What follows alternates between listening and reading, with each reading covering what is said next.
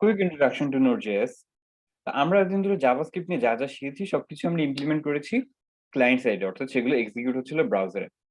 এবং সর্বশেষ আমরা যেটা করেছিলাম যে আমরা ডাটা ফেচ করেছিলাম একটা সার্ভার থেকে, রাইট? এবং সেই ডাটাটা ফেচ করে আমরা ব্রাউজারে শো করিয়েছিলাম। কিন্তু প্রশ্ন হচ্ছে যে সেই সার্ভারটাই বা আমরা তৈরি করবো কিভাবে, এবং সেই সার্ভারটা কি আমরা জাভাস্ক্রিপ্ট দিয়ে তৈরি করতে পারবো? উত্তর হচ্ছে হ্যাঁ। এবং তার সলিউশন হচ্ছে Node.js। তো হ্যালো ভিউয়ার্স, আমি Mohammad Shahriar Kabir from content academy, এবং আজকের সেশনে আমরা Node.js এর একটা কুইক ইন্ট্রোডাকশন দিব। অর্থাৎ Node.js কিভাবে ইনস্টল করতে হয় সেখান থেকে শুরু করে Node.js কিভাবে ব্যবহার করব আমরা, ভিএস কোডে আমরা কিভাবে Node.js কে ইউজ করব সেটা জানবো। এবং এই নলেজ গুলোকে আমরা পরবর্তীতে ব্যবহার করব যখন আমরা একটা সার্ভার অ্যাপ্লিকেশন ক্রিয়েট করব। So let's start. But before starting the video, আপনি আমাদের নতুন ভিউয়ার হয়ে থাকলে প্লিজ অবশ্যই আমাদের চ্যানেলকে সাবস্ক্রাইব করুন এবং আমাদের লেটেস্ট আপডেট পেতে বেল আইকনে ক্লিক করতে ভুলবেন না। So let's start. তো আমি যেটা করব, Node.js কি জিনিস সেটা জানার জন্য আমি let's open our browser, let's search on Google. So let's do that. So let's type Node.js, দেখি আমরা কি পাই। Node.js, এবং অবশ্যই আমরা আমাদের অফিসিয়াল ওয়েবসাইটে যাব, nodejs.org। Let's go there. প্রথমে হচ্ছে Node.js কি জিনিস। Node.js is a JavaScript runtime built on Chrome's V8 JavaScript engine। এখানে একটা জিনিস যেটা আমাদের দেখতে হবে যে Node.js কি, Node.js একটা JavaScript রানটাইম, অর্থাৎ এটা রানটাইম এনভায়রনমেন্ট। আমরা এতদিন ধরে জাভাস্ক্রিপ্ট যেখানে ব্যবহার করছিলাম সেটা হচ্ছিল ব্রাউজার, অর্থাৎ জাভাস্ক্রিপ্টটা ব্রাউজারে এক্সিকিউট হচ্ছিল। ব্রাউজারে এক্সিকিউট হলে সমস্যা কোথায়? সেক্ষেত্রে সমস্যাটা হচ্ছে যে জাভাস্ক্রিপ্ট কিন্তু আমাদের সিস্টেমের সাথে ইন্টারঅ্যাক্ট করতে পারছিল না। যেহেতু জাভাস্ক্রিপ্ট সিস্টেমের সাথে ইন্টারঅ্যাক্ট করতে পারছিল না, তো সেহেতু সেই জাভাস্ক্রিপ্ট দিয়ে কিন্তু আমরা কোনো ডেটাবেস স্টোর করতে পারবো না। এবং যেহেতু আমরা ডেটাবেস স্টোর করতে পারবো না, সেহেতু আমরা সার্ভার সাইড অ্যাপ্লিকেশন ক্রিয়েট করতেও পারবো না, রাইট? Node.js কি করে? Node.js কিন্তু সেই কাজটা করতে পারে। Node.js কি করে? Node.js একটা সিস্টেমের সাথে ইন্টারঅ্যাক্ট করতে পারে, অপারেটিং সিস্টেমের সাথে ইন্টারঅ্যাক্ট করতে পারে। কিন্তু সে সরাসরি ব্রাউজারের সাথে ইন্টারঅ্যাক্ট করতে পারে না। তো একটা সাইড আছে সে হচ্ছে ব্রাউজারের সাথে ইন্টারঅ্যাক্ট করতে পারে, সিস্টেমের সাথে পারে না, and vice versa. It's because of security, because আপনি একটা ওয়েবসাইট ক্রিয়েট করলেন যেখানে জাভাস্ক্রিপ্টের মাধ্যমে আপনি কোনো ক্লায়েন্টের ফাইল গুলোকে অ্যাক্সেস করতে পারবেন। তো যদি সেটা হয় তাহলে সেটা অনেক বড় একটা সিকিউরিটি ফ্ল, রাইট? তো সেজন্য সেটা করা হয় না।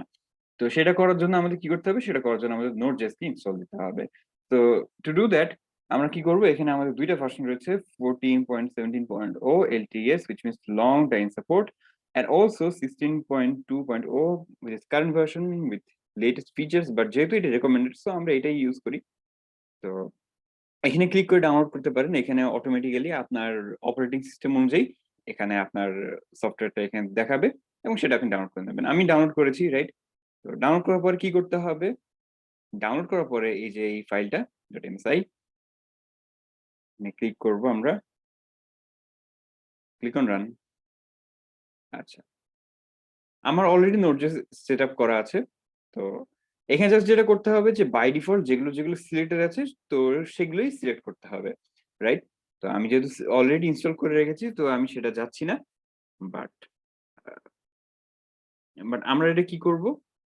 আমরা যেটা করব, আমাদের যখন ইনস্টল হয়ে যাবে, যখন আমরা সব কাজ কমপ্লিট করব, তখন আমরা যেটা করব, আমরা লিখব উইন্ডোজ আর, প্রেস উইন্ডোজ আর এবং টাইপ সিএমডি, হিট এন্টার, এবং আমি লিখব node dash hyphen V,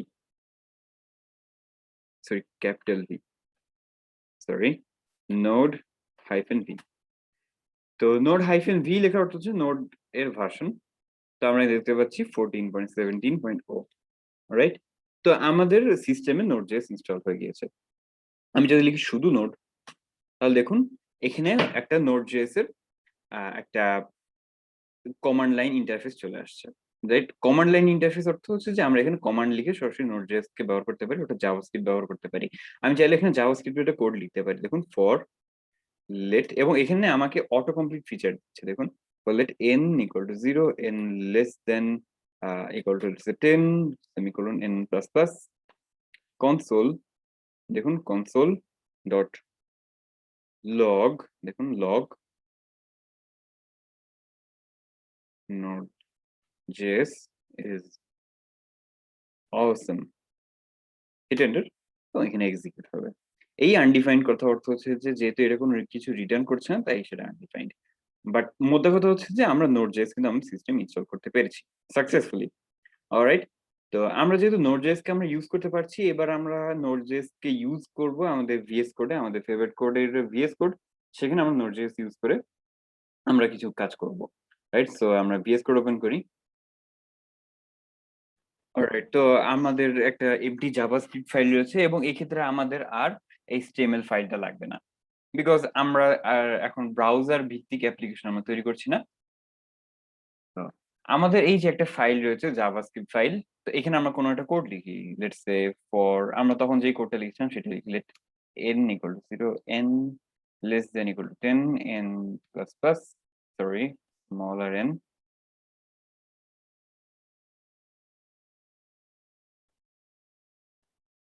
console log hello world। আচ্ছা, এই ফাইলটাকে আমরা রান করব কিভাবে? আমরা লিখবো node app.js এবং এটা করার আগে আমাদেরকে যেটা করতে হবে যে আমাদেরকে কনসোলে যে লোকেশন দেওয়া রয়েছে সেটার জন্য অবশ্যই এই ফাইলের লোকেশনটা সেম হয়, রাইট? তো এই ফাইলের লোকেশন যদি সেম না হয়, এইখানে যে লোকেশন দেওয়া রয়েছে এবং এইখানে যে এই ফাইলের ডিরেক্টরি সেটা যদি সেম না হয়, তাহলে এই নোড এই কমান্ডটা এই app.js ফাইলকে খুঁজে পাবে না।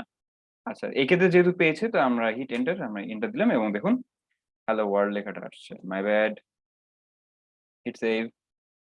আমরা আবার সেই কমান্ড লিখবো নোড app.js। আচ্ছা, আমরা কষ্ট করে app.js কথাটা না লিখলেও সমস্যা নেই।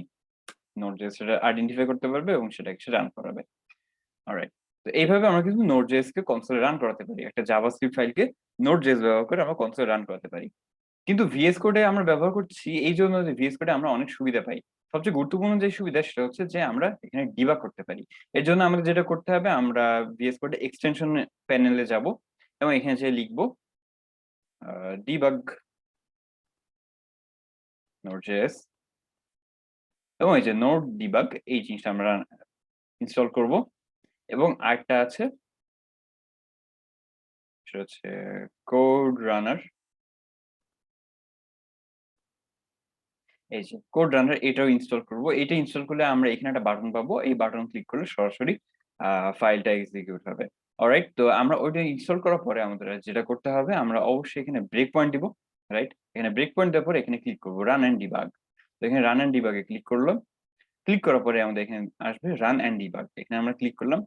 এখানে জাভাস্ক্রিপ্ট ডিবাগ টার্মিনাল এটা ইউজ করা যায়, বাট ওটা ইউজ না করাই বেটার, বিকজ ওই ক্ষেত্রে তখন আমাদের কমান্ড লাইনে কমান্ড দিতে হবে। বাট রান এন্ড ডিবাগ এখানে আমরা ক্লিক করলাম। এবার এখানে আসবে Node.js। আমরা এখানে Node.js ক্লিক করব, অন্য কোনো কিছুতে নয়। অন্য কিছুতে ক্লিক করতে হলে সেটাতে আমরা কনফিগার করতে হবে। Node.js এ ক্লিক করলে আমরা কোনো কিছু কনফিগার করতে হবে না। তো ক্লিক করুন Node.js। অলরাইট, তো এখানে দেখতে পাচ্ছি যে আমাদের এখানে ব্রেক পয়েন্ট এখানে স্টপ হয়ে রয়েছে। আমরা ব্রাউজার ডিবাগ করার সময় আমরা এগুলো দেখেছিলাম, রাইট? এবং এইখানে আমরা কিন্তু আমাদের সব ভেরিয়েবল গুলো দেখতে পাবো, যেমন লোকালে দেখুন এখানে অনেক কিছু লেখা রয়েছে, অনেক তথ্য রয়েছে। সেম ফর গ্লোবাল আরো বেশি রয়েছে, অনেক কিছু জিনিসপত্র রয়েছে।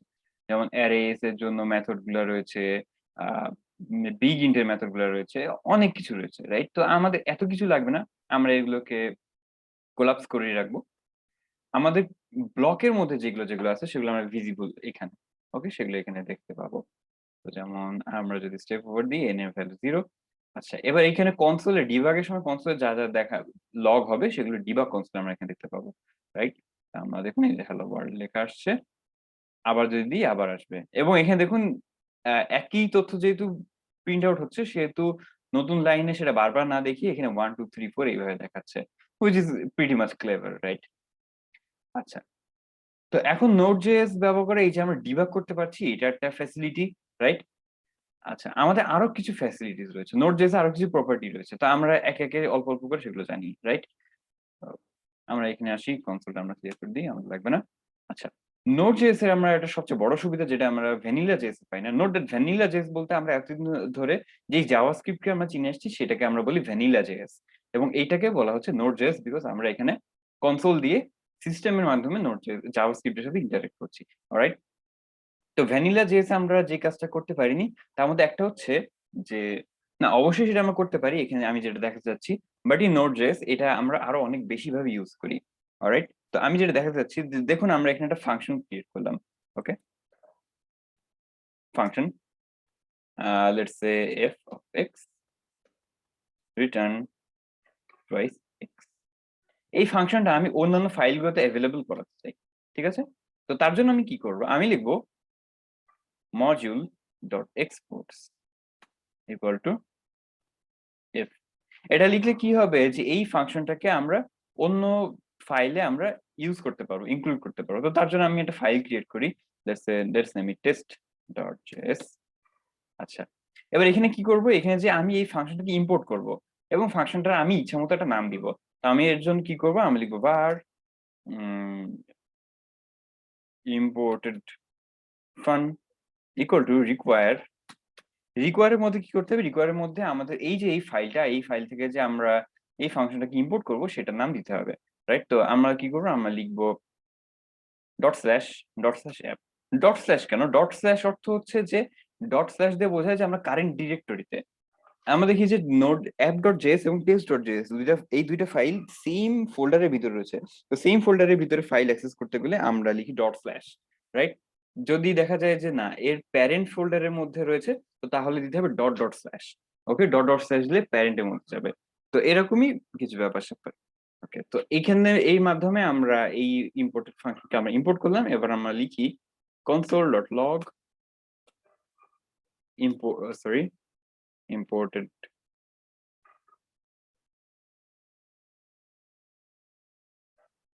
imported fun। এবং দেখুন এটা কিন্তু সে আইডেন্টিফাই করতে পারছে, এটা প্যারামিটার সে নিচ্ছে, প্যারামিটার চাচ্ছে। রাইট, তো আমি এখানে যদি 4 দিই এবং এটা কিন্তু রান করবে। আমি এখানে ক্লিক করলাম, দেখুন এইটা আসছে। তো এর মাধ্যমে কিন্তু আমরা কি করতে পারি, এর মাধ্যমে আমরা একটা ফাংশনকে, একটা ক্লাসকে বা একটা অবজেক্টকে আমরা একাধিক ফাইলে আমরা অ্যাক্সেসিবল করাতে পারি। তো এটা হচ্ছে একটা জিনিস যে মডিউল ডট এক্সপোর্টস এর মাধ্যমে হচ্ছে আমরা একটা ফাইল বা একটা ফাংশনকে বা একটা ক্লাসকে বা একটা অবজেক্টকে আমরা ভিজিবল করতে পারি এবং রিকোয়ারের মাধ্যমে সেটাকে আমরা ইউজ করতে পারি। রাইট, এটা কিন্তু আমরা হেভিলি ইউজ করব যখন আমরা সার্ভার সাইড অ্যাপ্লিকেশন শিখবো। অলরাইট, আরেকটা জিনিস রয়েছে, সেটা হচ্ছে নোড প্যাকেজ ম্যানেজার। এই যে আমরা কি করলাম, আমরা এখানে একটা ফাংশন ক্রিয়েট করে রেখেছি, রেখে সেটাকে আমরা অন্য ফাইলে অ্যাক্সেস করছি। রাইট, আমরা যখন বড় কোনো অ্যাপ্লিকেশন ক্রিয়েট করতে যাবো, তো তখন আমাদের অনেক জিনিসপত্র লাগবে। তো সেগুলো তো আমরা সরাসরি সম্পূর্ণ হার্ড কোডের তো আমরা করতে পারবো না। তার জন্য ফ্রেমওয়ার্ক ব্যবহার করতে হবে। ফ্রেমওয়ার্ক অর্থ হচ্ছে যে আমাদের এমন কিছু লাইব্রেরি ব্যবহার করতে হবে যেখানে অনেকগুলো ফাংশন অলরেডি ক্রিয়েট করা আছে এবং আমাদেরকে সেটা ইউজ করতে হবে। রাইট, সেই ফাংশনগুলোকে আমরা ইম্পোর্ট করতে হবে এই যে রিকোয়ারের মাধ্যমে। রাইট, তো সেই ফাংশনগুলো তো আমাদের পেতে হবে, তাই না? তো সেটা পাওয়ার জন্য আমরা কি করব, সেটা পাওয়ার জন্য আমাদেরকে কোনো কিছু আমাদের প্রজেক্টে অ্যাড করতে হবে, কিছু ইনস্টল করতে হবে। তো তার জন্য কি করব, তার জন্য আমাদের একটা বড় সেভিয়ার রয়েছে, আমাদের রয়েছে npm অর্থাৎ নোড প্যাকেজ ম্যানেজার। তো নোড প্যাকেজ ম্যানেজারের মাধ্যমে আমরা কোনো প্যাকেজকে আমরা আমাদের প্রজেক্টে অ্যাড করতে পারি। তো এখন প্রশ্ন হচ্ছে যে আমরা প্রজেক্টকে আমরা কিভাবে আইডেন্টিফাই করব। তো তার জন্য আমাদের প্রথমে একটা কমান্ড লিখতে হবে। আমরা লিখবো npm init -y। এর মাধ্যমে আমরা একটা প্রজেক্টকে ইনিশিয়ালাইজ করব। হিট এন্টার, এবং দেখুন একটা প্যাকেজ ডট জেসন ফাইল তৈরি হয়েছে। এটা আমরা ওপেন করি। তো এর নাম দিয়ে রয়েছে হ্যালো ওয়ার্ল্ড, একটা নাম দিয়েছে, কোনো সমস্যা নেই। এবং এখানে আমরা দেখতে পাচ্ছি যে মেইন, অর্থাৎ এই প্যাকেজ ডট জেসন ফাইল যেই প্রজেক্টের আন্ডারে, সেই প্রজেক্টের মেইন যে JavaScript file it is app.js। তো এইটা হচ্ছে যে একটা জেসন ফাইল, এটা ক্রিয়েট হয়ে গেছে। এর মাধ্যমে আমরা এই ফোল্ডারকে একটা প্রজেক্টের আওতায় আনলাম। এরপর কি করব, এরপর আমরা কি করতে পারি যে আমরা যখন কোন npm এর মাধ্যমে কোনো প্যাকেজ আমরা ইনস্টল দিব, তো তখন সেটা এই প্যাকেজ ডট জেসন এর মধ্যে ইনক্লুড হয়ে যাবে। অর্থাৎ আমরা বুঝবো যে এই প্রজেক্ট, সেই লাইব্রেরিটা বা সেই প্যাকেজটা আমাদের এই প্রজেক্টে ইনক্লুড হয়েছে। এই প্যাকেজ ডট জেসনে আরো অনেক অ্যাপ্লিকেশন রয়েছে, যেমন আমরা যখন আমরা হোস্ট করতে যাব, তো তখন আমাদের যেসব যেসব প্যাকেজ আমরা আমাদের প্রজেক্টে ইউজ করেছি, সেগুলো কিন্তু এই প্যাকেজ ডট জেসনে থাকবে এবং সেই অনুযায়ী আমাদের ডিপেন্ডেন্সি গুলা, অর্থাৎ সেই লাইব্রেরি গুলা বা সেই প্যাকেজ গুলা কিন্তু ইনস্টল হবে। অলরাইট, তো আমরা খুব শীঘ্রই আমরা সেটা দেখবো যে কিভাবে আমরা হোস্ট করতে পারি এবং it will be for free. Alright, so it will be very fun. এবার আমরা যেটা করব, আমরা npm এ ব্যবহার করে আমরা একটা স্যাম্পল একটা প্যাকেজ আমরা ইনস্টল করব। রাইট, তো আমরা লিখবো npm install লেটস সে আমরা একটা জিনিস ইনস্টল দিতে চাই। আমরা লেটস সে একটা প্যাকেজ নাম দিলাম এক্সপ্রেস। আমার একটা প্যাকেজ আছে তার নাম হচ্ছে এক্সপ্রেস। আমরা এক্সপ্রেস ইনস্টল দিলাম। আমরা লিখব npm install express, hit enter. এবং দেখুন আমরা সেই ফাইলটা ডাউনলোড হচ্ছে। ডাউনলোড হয়ে যাওয়ার পরে আমরা এই ফাইলটাকে একটু রিওপেন করি এবং দেখুন এখানে আরো কিছু ফাইল ক্রিয়েট হয়ে গেছে, প্যাকেজ log.json, এবং একটা ফোল্ডার ক্রিয়েট হয়েছে নোড মডিউল, এর মধ্যে হিউজ নাম্বার অফ ফাইলস রয়েছে এবং এর মধ্যেই হচ্ছে আমাদের যেই ফাইলটা আমরা যেই প্যাকেজটা আমরা ইনস্টল করেছি হুইচ ওয়াজ এক্সপ্রেস, সেটার জন্য যাবতীয় সকল ফাইল ওর মধ্যে রয়েছে এবং এছাড়াও যত নেসেসারি যা যা লাগবে আমাদের এই প্রজেক্টের জন্য সবকিছুই নোড মডিউলস এর মধ্যে রয়েছে, রাইট? এবং এই ফাইলে প্যাকেজ.json এর মধ্যে আমি দেখতে পাচ্ছি যে লেখা এক্সপ্রেস এবং তার ভার্সন দেওয়া আছে 4.17.1, রাইট? আচ্ছা, এবার এখানে লেখা আছে স্ক্রিপ্টস। আচ্ছা, স্ক্রিপ্টস এর মধ্যে লেখা হচ্ছে টেস্ট এবং সরি ইনভার্টেড কমার মধ্যে এখানে কিছু একটা দেওয়া রয়েছে। তো এটাকে আমরা চেঞ্জ করতে পারি। আমরা এটাকে চেঞ্জ যদি করি তাহলে আমরা কি করব, তাহলে আমাদের এখানে কি কাজ আসবে আমরা একটু দেখি। আমরা এখানে চেঞ্জ করে আমরা লিখবো নোড অ্যাপ, দ্যাটস ইট। আমরা এইভাবে তো আমরা একটা ফাইলকে এক্সিকিউট করি, তাই না, আমাদের জাভাস্ক্রিপ্ট ফাইলকে, রাইট? তো আমি app.js এখানে খুবই সিম্পল একটা ফাংশন লিখবো, for let n equal to 1, n less than 10, n plus plus clg f of n, right? আচ্ছা, এবার আমরা এই npm scripts এই লেখাটা আছে এই ট্যাবটাকে আমরা এক্সপ্যান্ড করি, তাহলে আমরা দেখতে পাবো এখানে টেস্ট লেখাটা আছে, এখানে এর উপর যদি হভার করি লেখা আসবে নোড অ্যাপ। অর্থাৎ এর উপর যদি আমি ক্লিক করি তাহলে কমান্ড লাইনে অর্থাৎ আমাদের কনসোলে এই নোড অ্যাপ এই লেখাটা উঠবে এবং সেটা এক্সিকিউট হবে। আমরা যদি ক্লিক করি ওয়েট আ সেকেন্ড, তো আমাদের সরি মাই ব্যাড, আমাদের এই যে এখানে প্লে বাটন এটা ক্লিক করতে হবে, এই রান বাটন এখানে ক্লিক যদি করি আমি, দেখুন এক্সিকিউটিং এজেন্ট, দেখুন তার মানে হচ্ছে যে এই যে npm স্ক্রিপ্ট এখানে যদি আমরা প্যাকেজ.json আমরা বলে দিই কি কমান্ড, তো তাহলে আমাদের বারবার নোড.js নোড app.js এগুলো আমাদের লিখতে হবে না, রাইট? তো এরকম আসলে আমরা যে কোনো একটা কি প্রেস করে আমরা এটা অফ করে দিতে পারি। তো এই হলো যে আমরা জানলাম কিভাবে একটা ফাংশনকে বা একটা ক্লাসকে আমরা ফাংশনের মাধ্যমে মতো করেই আমরা একটা ক্লাসকে এক্সপোর্ট করতে পারি, একটা অবজেক্টকে এক্সপোর্ট করতে পারি, রাইট? তো আমরা জানলাম যে কিভাবে একটা ফাংশনকে বা একটা ক্লাসকে আমরা এক্সপোর্ট করতে পারি, কিভাবে নোড.js ইনস্টল করতে হয় সেটা তো আমরা জানলামই।